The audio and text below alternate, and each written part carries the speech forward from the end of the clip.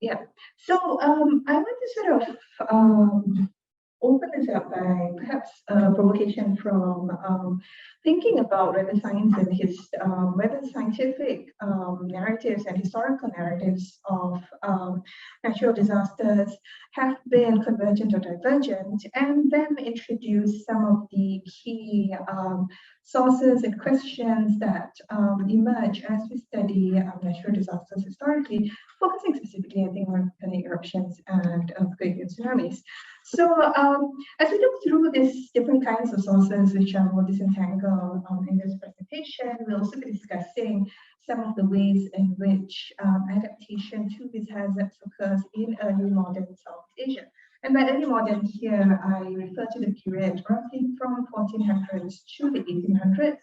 And we're looking at basically a period of time in which there was some kind of state-like structure, there was some kind of political leadership, there was organized social organization, but at the same time not in the form that we would recognize today as kind of modern nation states. So laws and orders were a bit more fluid, leadership was a bit more it was also a bit more rotational in that sense. There was a dependence in some sense of leadership that was dependent on more charismatic and personal at that point in time. So in this context, then, what does adaptation look like? And again, of course, when we think of early modern, we wouldn't just think about political organization, but we also think about the kind of technological availability of the kind of technology that was available at the time. And again, this would be very different from the modern period. So the kind of ways in which people thought through what a disaster meant, people thought through how do we mitigate the effects of potential disasters, that would depend on this particular context in which both leadership was fluid as well as the technology available was not what we recognize today and may not support, I think, large-scale geological intervention. So part of that involves thinking about what can we do to hedge against disasters materially, and also how can we make meaning from these hazards? How do we then create a kind of sense of purpose in the aftermath of disaster? And I'll be looking at that through mostly indigenous historical sources, of which I will elaborate on later. And part of my work involves looking at literary texts. So I'm looking at, I would sort of end up this presentation by looking at a poem about Tambora and how that reflected some of the themes that I'm going to be discussing today. So let me start with Professor Anthony Reed, who I think has collaborated with some scientists, I think, from the School of Environment as well as the Earth Observatory Singapore. And part of his work reflects on some of the ways that we can incorporate scientific findings into historical work. So his assessment, which we may or may not agree with, was that as of 2015 at least, he felt that historians have been a bit slow in incorporating these findings from volcanology, for example, into our views of the past, and there has been a real gap in the discipline of history as well, and thinking about, in some sense, how geological events played a part in history. And on the sort of flip side, he was also critical of the kind of work that may just be sort of reliant on colonial recompilations or translations of text without context, and suggests that we need a kind of new interdisciplinary approach that is essential, but in many ways fought by different habits. So I don't necessarily agree with this, especially in the 7 years since I think his article, which is about 2 unknown tsunamis, has been published. I think there has been a lot of effort to create a new form of dialogue between the humanities and sciences, not just history, in which can be sort of productive in helping us think about the concept of a disaster as well as reactions to a disaster more fruitfully. And I hope that this presentation will be part of an extension of the conversation, that we can also think about how we may push this interdisciplinary dialogue further. So this, sorry, it wasn't 2015, it was 2016, but yeah, that quote sort of comes from this work, which presents, I think, one way of thinking about how we can use science in history. And history is inducted to science in some ways in this particular article because it helps us identify particular events that historical documents don't necessarily show. So these two unknown tsunamis, for example, were sort of identified from this method of using sort of coral drift and was then used in turn to reinterpret historical sources, looking for new ways we can now think about what does it mean when ravines become hills and hills become ravine, the kind of shifting of the earth that's happening at the time. What does it mean when there was a report in Aceh about water streaming over the walls of the fort? That leads us to reinterpret a particular event not as just a sort of freak wave or kind of rising of the seas, but also thinking about it through the prism of tsunamis. So I think in some sense, for the past few years, science has been sort of useful for historians to rethink some of the context in which the descriptions that were made in documents, which is always very tricky for us. We don't know whether this is a tremor or an earthquake, this is a wave or a tsunami. So that is problematic in some sense, something that science helped to verify. So similarly with this is a finding that's somewhat also exciting for historians, this evidence, scientific evidence of an eruption in Rajani or the Samanas Caldera complex in like 1257, and this also leads to a kind of rereading of the texts such as the Babat Sumo and the Babat Nunggu. And also understand the disappearance, for example, of inscriptions from temples around that particular region over a period of around 60 years. So, yeah, we don't know lots of science, and I think this would be great if this conversation continues. But in some respects, and this is where the gap lies in some ways, the questions driving historical inquiry about natural hazards are quite different to some extent, and we may talk about this in the discussion.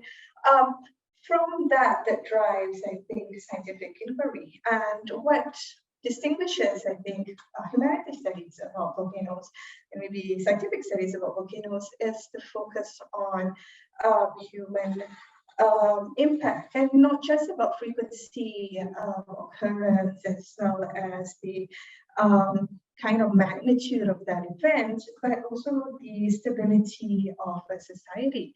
So one popular set of framing is to think about the question of societal stability through this narrative of collapse or resilience.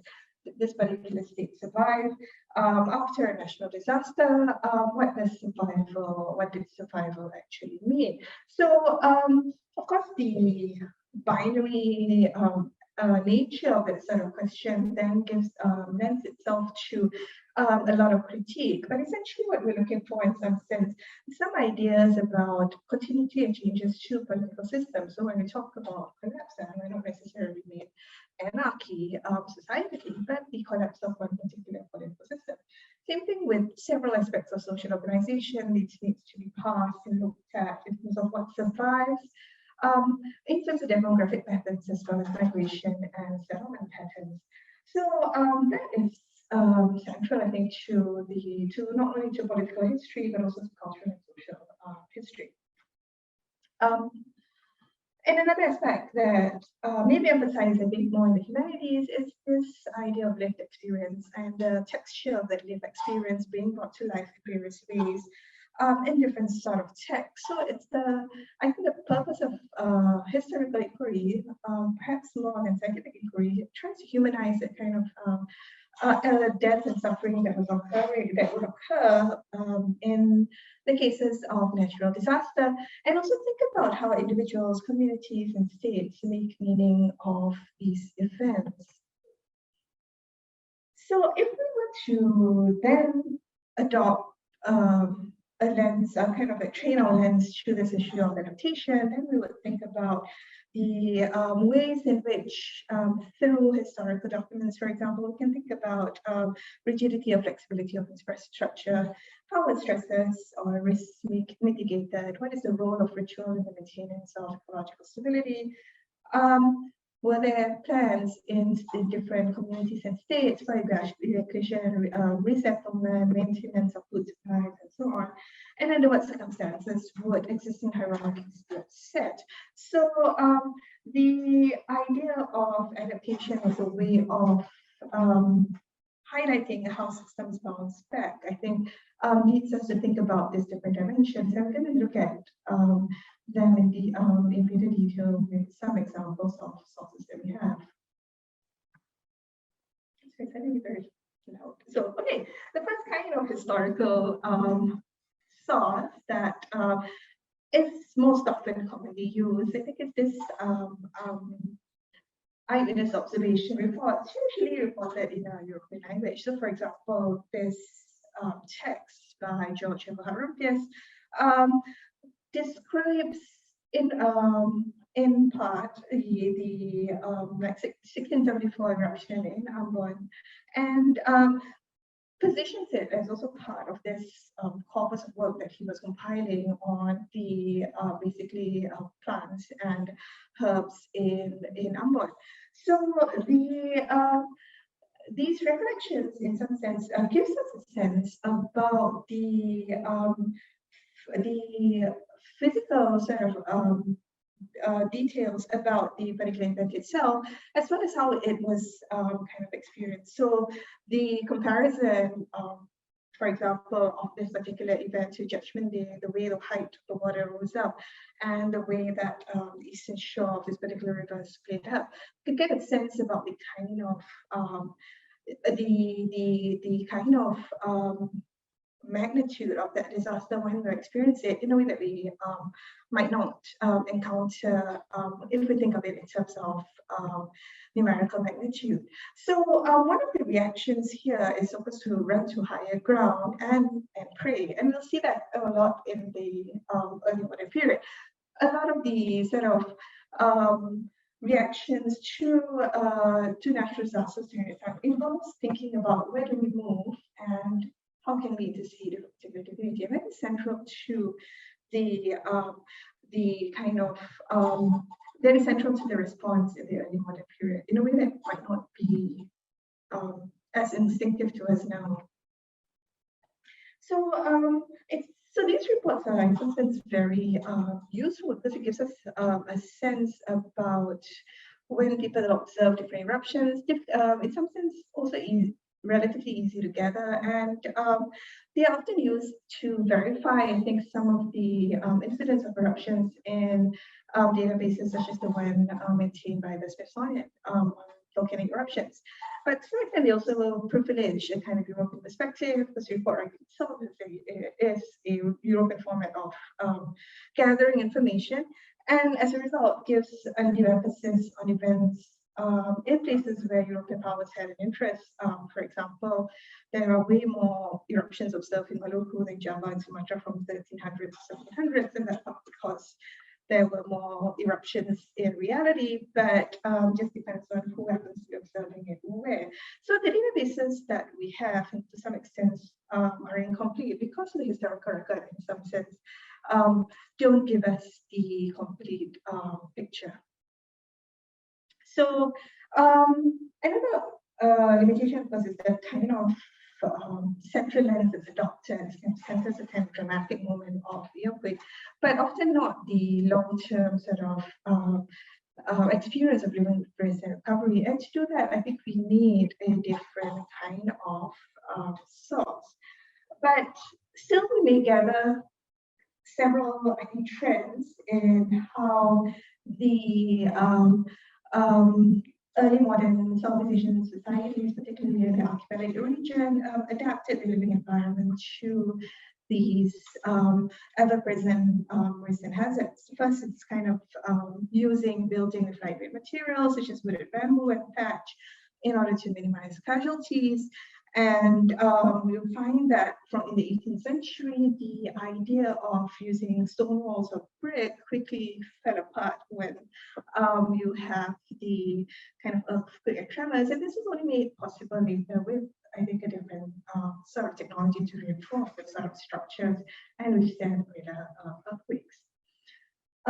Next, we can also see the one important response, as indicated by the Europeans quote just now, the idea of moving out of danger. So large-scale migration may have occurred in different stages at different points in history, and that also helps us rethink this idea of kind of sudden collapse of particular or disappearances of particular states. Sometimes these are not. These do not just disappear, but sort of go through a series of stages in which different communities are in a particular danger zone would move away from danger and reorganize themselves elsewhere. So one example is the civilization that was centered around Mount Merapi in the 19th century. You can see kind of layers of ash in these temple complexes. You can see, but this provides evidence of different waves of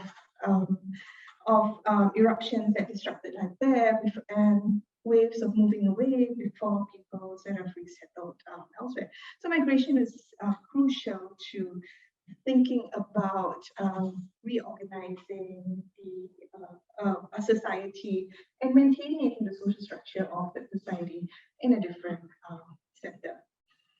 And one thing that I found, I think, quite remarkable in terms of, in almost all the reports, I think, of eyewitness accounts of events such as earthquakes and volcanic eruptions, there is a persistent inability, I think, to cope with post-disaster epidemics. And reports of disease, of kind of mass death due to disease following a kind of geological rupture was persistent in all of that. And this is something that seems to be very difficult to hedge against. So other things also sort of emerged from historical reports, thinking about how do we ensure the supply of food in the event of disaster. And here we can see different practices sort of spreading through the oral traditions that may then be reported back and come across as a form of superstition. So for example, in 18th century, in the 18th century near Mount Bromo, we have communities near the region, near that particular mountain range. They think that we should not plant paddy because that would cause misfortune to visit the food and the people. So where did this belief come from? It likely comes from recognizing the vulnerability of depending on a sort of monocrop food staple and intensified production of that food staple as a means of sustenance for the community. So the practice of diversifying food sources then also becomes part of ritual and myth, and in some sense practices which would to outsiders look like superstition, pointing towards, I think, a more a sort of desire to diversify food bases. So some of these ways in which this adaptation could take place could also be seen in the spread of different kind of staple foods. For example, rice spreading from west to east, and then sago in turn spreading from east to west around the same time, around 900 to 1500. So however, this was this exchange of staples taking place, partly because of trade and also partly because of the kind of the desire to maintain, I think, a particular food diversity.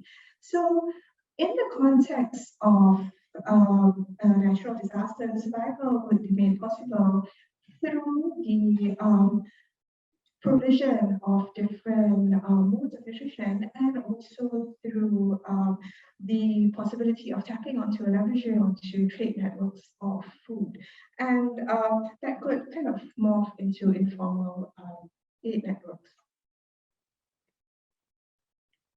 So in effect, if we just to look at, I think, some of these sort of more literal sources on and reports on the impact of different disasters, you can see a pattern of rapid development and population growth that could be punctuated by rigorous small eruptions and periodic disasters. So we have, I think, the mobility of the settlement is crucial, and mobility also depends to some extent on not being particularly big. So the way in which the population growth sort of boomeranged after the 19th century, in the early modern period, that wasn't really the case. And we could see that settlement patterns tend to be centered on smaller communities, away from, sometimes away from the coast when there is a kind of community damage disasters such as tsunamis,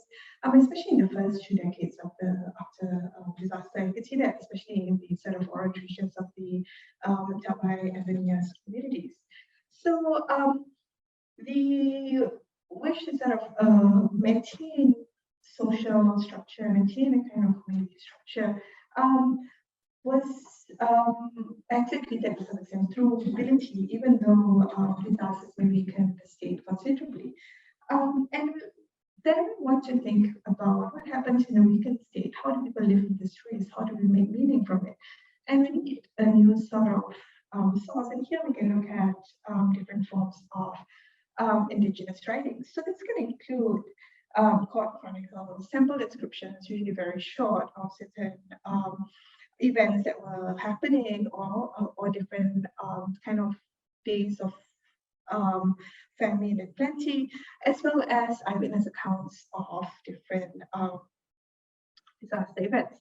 So these are tricky sources to kind of deal with because they combine both historical events as well as myth-making about a particular family or genealogy, as well as a particular community. So a lot of these chronicles and these writings were written to legitimize a particular political orders. For example, Syair Melayu and its sort of glorification of the Malacca Sultanate of Ayutthaya and the way in which it legitimized the rule of the particular dynasty Mataram, and so on. So the way in which the sources sort of accumulate may not necessarily be chronological. It needs sort of careful unpacking, and it may accrete content over time. It may be written over different layers over at different points in time.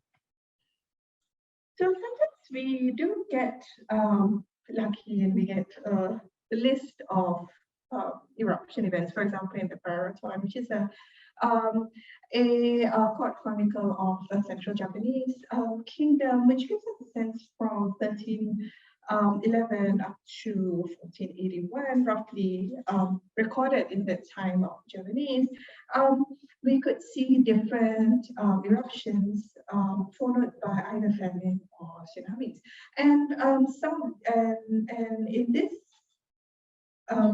kind of record keeping, the idea was not kind of to keep track of the different events that was happening, but to think of them as a certain kind of portent. So the recording is geared towards, in some sense, thinking about these events as moments. So in temples, I think recording some of the ways in which the volcanic eruption may be followed by times of plenty. That was the kind of pattern could be shown there. So this brings us towards kind of cultural use of disaster as a form of augury or kind of interpretation of signs and omens that may be derived from natural events. So Beyond just, I think, thinking about the way in which these events will be woven into accounts of the rise and fall of particular courts, we could find interpretations of them in various texts, such as the Palinton German Bali or the Takbir in Malay, which talks about what it means in some sense, what an earthquake at a particular time means. And the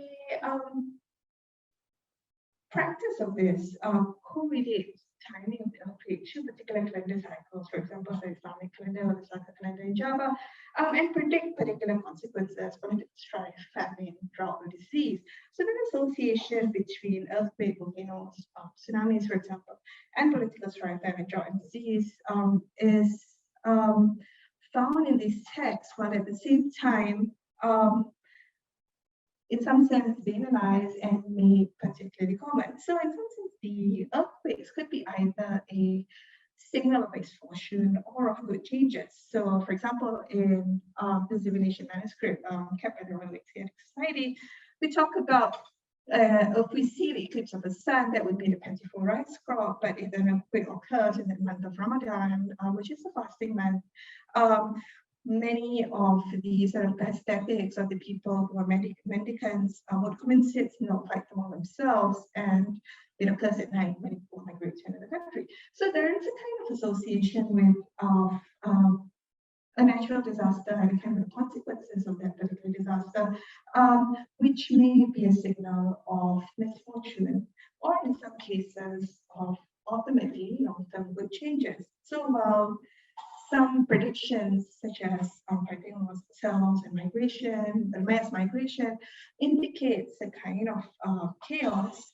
Some predictions that predict that this chaos is a prelude to a better world order. So the coming of a kind of millenarian king, for example, in East Java in the 1800s, around the time of the imposition of when the Japanese were fighting against the Dutch, there was a prediction of flash floods, eruptions, and earthquakes. It should be a process of eliminating false priests and making way for a just king or a divinity who would become king. So the thinking about disaster then, and the kind of signal that it sends could either lead to good or to a moment of misfortune, and they attest to some extent, we see the frequency of this kind of thinking in this manuscript, to the commonality of this kind of tremors, to the ways in which people don't sort of describe in detail the earthquakes themselves, but then appear to ponder upon what the unstable earth in some sense mean, and what they portend and what they could mean for the future. And that is more remarkable than the kind of incidence of the earthquake itself. So this kind of point of view then allows different societies to adapt by focusing on the rhythm of life between disasters, on the kind of moment, not on the moments of risk, but on the moments in which one could make an effort to avoid these hazards. So this speaks to, I think, of sort of more interesting sort of cosmology, in which the sort of, especially during the pre-Islamic period, is thinking of the universe being divided into three layers: the heavens, the present earth, and the underworld, and that the underworld is sort of associated with the presence of serpents or the naga. So the auspiciousness of a particular action, the way in which we think about the success of a particular endeavor depended then on the rotation of the naga. So if you see this illustration of this naga at the they would be sort of at the side, we think of the position of the naga is correlated or associated with a particular time, gives us this particular omen. And the wrong timing, the wrong aftermath could result in disasters. This is part of an effort to kind of make sense of the way in which we can think about the frequency of tremors and earthquakes and different natural disasters, and make sense of it with regards to one particular individual life. So the motif in that sense of the Naga then emerges in a lot of different folklore. So for example, in North Sumatra, where we see the volcano Toba, we can see the folklore that sort of calls back to the origins of the peoples around the area, to the marriage of this daughter of the gods to her cousin, and the way in which she fought the kind of underworld serpent and won, enabling the stability of the kind of region to be established. And that shadowing, I think, of the possibility of hazard, the possibility of change, becomes also part of the way that this tale also sort of repurposed and utilized, I think, in some of the encounters, which then rethinks about the ways that this story could also be related to, for example, disasters like environmental crisis. So in some new versions of the story, then she has a firstborn son, which was not born as human, and then she buried it in a lake, after which the barren landscape became populated with trees. And in that kind of retelling established, I think, a kind of connection between trees and humans. So the idea of origins of a particular people, the maintenance of the life of particular people being related to the way in which the unseen sort of moves through the underworld and populates the earth. I think that was a powerful kind of way to think about ecological imaginaries. So, of course, another I think more famous example will be that of Syair Kerajaan in Central Java. It's believed to be the consort of King Mataram, and this relationship sort of allowed her to extend her protection to the land since at least the 18th century. So we get offerings like coins, incense, perfumes, clothing, and so on, nail and hand things from Sultan, made every year in and offered to her through a procession that runs from the seas up to the rivers to the crater of Mount Merapi. So signaling, I think, the kind of pathway from a connection between water and mountain that's sort of ritually enacted. So in that sense, when we see in the nature of the particular ritual and the ways in which different events then becomes retold in terms of this the nature of this relationship between a goddess and a human king, earthquakes, volcanoes, eruptions, rains, floods, tsunamis, then become sort of voices of deities, telling, in some sense, giving a sense about the kind of situation, the kind of harmonizing that was necessary, the offerings that's necessary for that. So disasters then, from a spiritual sense, can be sort of adapted as a way of to live with these hazards. When we think about disasters as renewal, for example, associated with the coming of a new, better order, or a way in which we could intercede with deities for the continuous prosperity of the lands, for example, in the kind of relationship with Nero. So that possibility then of thinking about disasters in this way gives a certain sense of purpose to an event which should otherwise seem rather meaningless. So at the same time, the sort of severity or the of the disasters that are minimized or mitigated, when we think about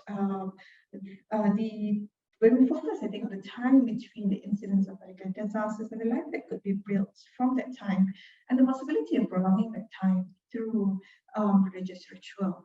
And part of that need to kind of maximize that time between different hazards would also entail the establishment of protection of property rights and entitlements, for example, including them in places like temples, which would endow a kind of sacred value to what was written before the disaster. So there is a kind of mechanism in that sense in which religious establishments then also play a part in thinking about the ways that one could establish the different rights during a point of eruption. So we can also think about disaster as a kind of, in some sense, cleansing moment of the removal of undesirable peoples, false kings, for example, through natural disasters, making way for not only a new political order, but also the removal of wrongdoers in a particular community. And that comes up, I think, in altogether in different kind of literary texts. Let me just quickly sort of end off with thinking about Tambora and how an account from the early 19th century tells us a little bit about how these themes come out and were framed in the form of a narrative that is also a cautionary tale. So again, these texts are a bit tricky in some sense to use literally because they may offer a kind of reflection disaster after the fact and reflect on it as framing it as a correction course for society gone astray. And one trope that often emerges from this is to start off with a clear instance of wrongdoing. So, for example, in this text, Syair Kerajaan Bima, written around 1830, Bima was this small sultanate that was under the indirect control of the Dutch East Indies after the Dutch conquered Malacca around 669. And by the time Tambora erupted, it was ruled by a sultan who also indirectly reported to the Dutch at that point in time. And in this text, the eruption of Tambora was kind of understood as being caused, in some sense, by the fury of God. It was due to the death of a Muslim holy man on the orders of the Sultan in Tambora because this holy man killed the Sultan's dog, which was defiling a mosque. So this led to the eruption of Tambora and the kind of fallout of the ashfall, chaos, starvation in Bima, followed by the subsequent death of the king in Bima and the coronation of the king. So we have in this sort of narrative this story of wrongdoing, eruption, chaos, and the possibility of recovery through a kind of moral renewal. So some interesting sort of details that then sort of popped up from that sort of narrative was the kind of was in some sense putting a human face in the severity of the eruption, which of course is known around the world as provoking kind of a year without summer. So around the region itself, around the island of Sumbawa, ashfalls had prevented rice cultivation for at least 3 years. And you see instances described in the poem, kind of descriptions of malnutrition, of eating fruits and roots that were not usually eaten, and this causing and sometimes the consumption of food that were not recognized as poisonous. How sort of staple food shifted from rice to nuts, corns, and bananas, but causing, I think, different causing, I think, a certain amount of malnutrition. And we also see both the execution as well as the limitation of a kind of market-based system for providing aid. So different traders, for example, of different races, brought food from Tsunamis, Sulu, and Inde to the region around Sumbawa, some of whom fair and did not take advantage of the plight that the people on the island found themselves in, but some of whom did. And led to, I think, more prolonged suffering. So we see the kind of human reactions, I think, as a response to this particular eruption, and that's not sort of checked by a system that was prepared for this sort of events. And in the sort of aftermath of reflecting on that moment of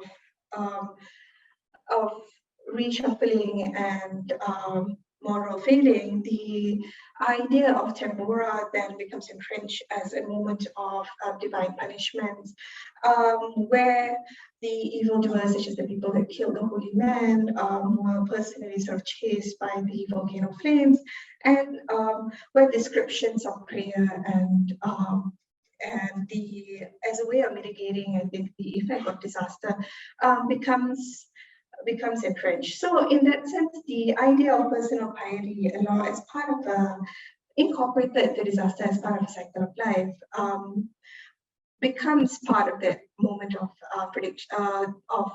of preparing for times where disaster can't be predicted. So a lot of these themes, interestingly, also appear in the description of responses to Krakatau. We see similar tales of looting or people taking advantage of this particular of particular forms of disaster. But here there is a different sort of twist, which makes kind of index the difference between what was happening in early modern states and modern states. So in the event of Krakatau and Tambora, there was a bit more of an expectation of state response to a particular disaster. There were the centralization of the role of the Dutch governor in this in South Sumatra was central to the kind of eyewitness account. So there was a shift away from thinking about kingly patronage, from thinking about how the market could provide aid, but there was at the same time a bit more brittleness, a bit less fluidity in the sort of movement that was enabled after the coming of the disaster itself, and the ability, I think, to sort of move away was was a bit more limited compared to the kind of transitions that was happening in Tambora. So, and here we have less of a kind of association of individual or of piety with the state and more with the individual. So these sort of index kind of change when we think about the differences between responses in the early modern period and the modern period.